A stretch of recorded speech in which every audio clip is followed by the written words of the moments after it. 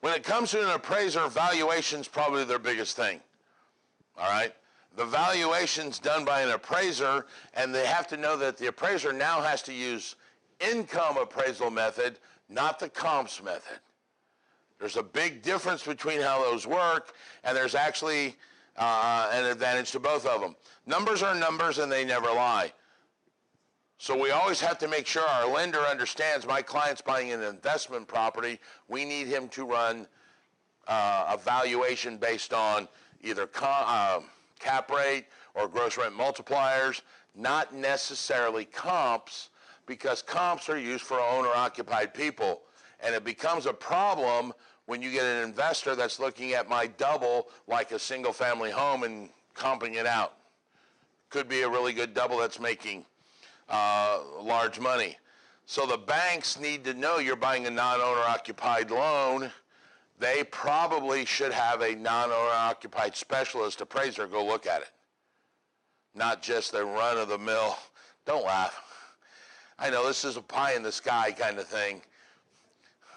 Don't send out Billy Bob.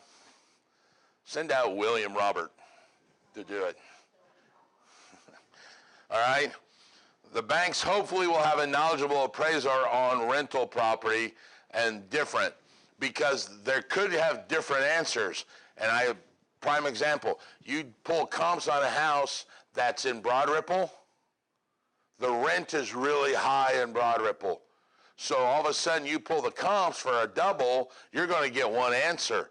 But if you do a valuation based on the gross rent multiplier, you may get an answer way up here. And unfortunately, the seller is smart enough to know I'm selling based on this number. The appraiser comes in and pulls comps, and he's like, hey, I'm 20,000 below the number. Well, yeah, because you used the wrong type of comps. So it can cause confusion with your lenders if they don't understand they need to be having an appraiser deal with the numbers. Now, hopefully an appraiser will do a reconciliation. You guys remember what that is? That's where they do all three types.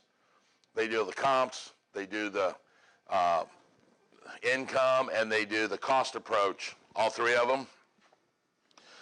All right, there's an example of valuation. We're not going to really do an example, mainly because I don't want to.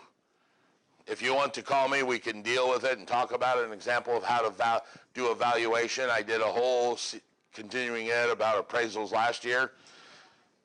Yeah, that's on there too. So, any questions on that?